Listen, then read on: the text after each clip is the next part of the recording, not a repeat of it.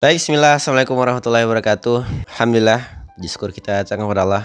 Teman-teman semuanya, hari ini Allah berikan kita kesehatan, keberkahan. Alhamdulillah, salam salam kita hadirkan kepada Rasulullah SAW. Baik teman-teman semuanya, hari ini izin menyampaikan kembali tentang bahasan kita tentang pranikah, yaitu tentang agar tidak menyesal setelah menikah.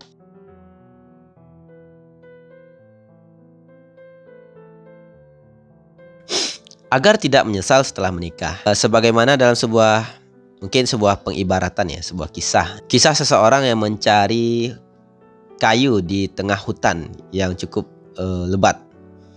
Dan ia cuma punya kewajiban untuk memilih satu kayu. Pilihan seseorang itu hanya maju ke depan dan ambil satu kayu. Ketika ia nampak kayu yang bagus, namun ia berpikir perjalanannya masih panjang, maka ia mengabaikan kayu tersebut dan melanjutkan perjalanan. Kemudian ketika hal ini juga terjadi, bertemu lagi dengan kayu yang mungkin cukup menarik, namun ia berpikir sepertinya ada kayu yang lebih menarik lagi dari kayu yang saya dapatkan hari ini. Maka ia melanjutkan perjalanan. Itu berulang-ulang terjadi sehingga apa? Pada akhirnya ia telah sampai di ujung hutan dan ia hanya membawa mungkin seadanya kayu. Bisa jadi yang ia dapatkan downgrade dari kayu tersebut. Makna ini adalah bentuk cerita dari orang yang tidak memahami kenapa menikah. Wah, ini untuk Furqan pribadi nih ya. Manusia itu sebetulnya di antara dua saja, yaitu tentang perencanaan dan sebuah realita ya, ekspektasi dan realita, penyesalan, harapan dan penyesalan. Maka sebelum menikah yang perlu kita jelaskan dalam diri kita itu ialah kenapa kita mau menikah. Akan sangat sulit kita ketika kita tidak memiliki landasan kenapa kita mau menikah. Untuk apa kita menikah, ngapain kita setelah menikah, dan hal-hal yang berbau tentang pasca nikah. Hal ini akan berbahaya jika tidak ditemukan alasannya.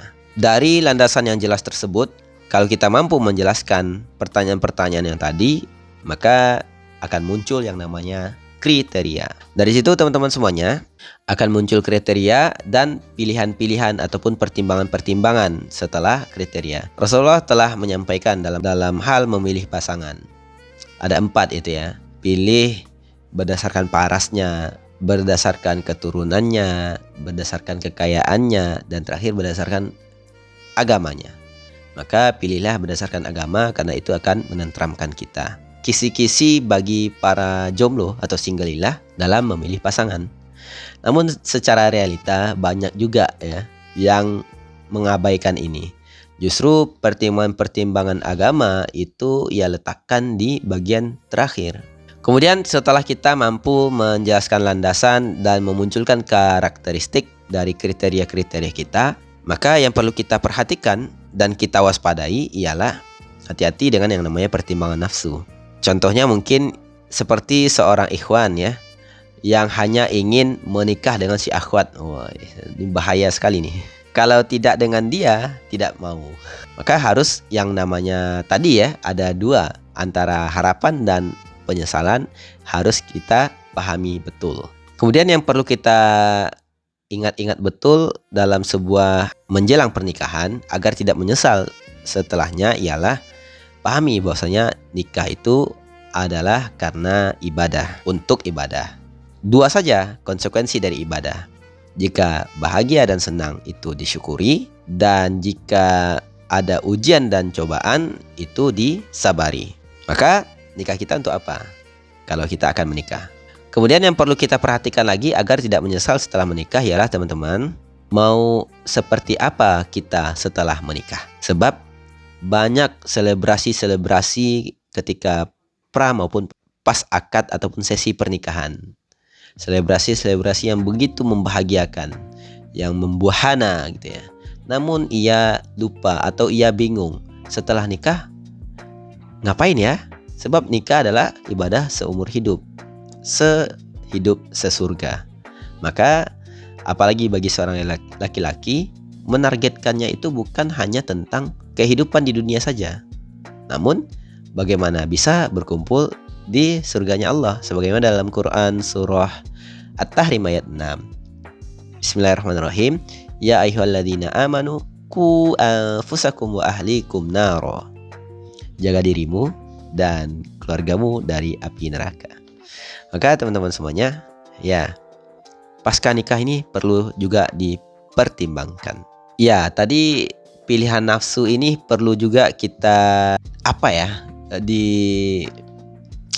ditiadakan gitu ya, sebab banyak para ikhwan terjebak akan hal ini. Mungkin saja termasuk Furqan. Astagfirullahaladzim.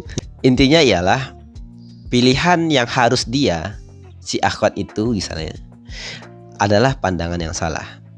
Jika landasan kita menikah karena dakwah, maka carilah pasangan yang mendukung dakwah kita. Jika kita menikah karena perjuangan-perjuangan yang ingin kita bawa ke depannya, maka juga hal-hal yang demikianlah yang harus kita cari. Dan jika kita menikah mungkin karena untuk menjadi keluarga yang Qur'ani, maka carilah orang yang satu pandangan dengan kita. Maka dari itu teman-teman semuanya, agar tidak menyesal setelah menikah, hati-hati dengan pertimbangan nafsu. Kata salah seorang ulama, salah satu tips dalam memilih pasangan ialah ketika nafsumu bertolak belakang terhadap dirinya. Misalnya kayak ada 3 pilihan misalnya, yang menyelisihi nafsumu, maka itulah yang dipilih. Menjadi pelajaran untuk Furqan pribadi dan semoga menjadi renungan untuk kita semua. Wallahu a'lam bishawab. Terima kasih teman-teman semuanya. Agar gak menyesal setelah menikah, maka perhatikan pasca nikahnya mau seperti apa, landasan nikahnya kenapa dan seperti apa. Assalamualaikum warahmatullahi wabarakatuh.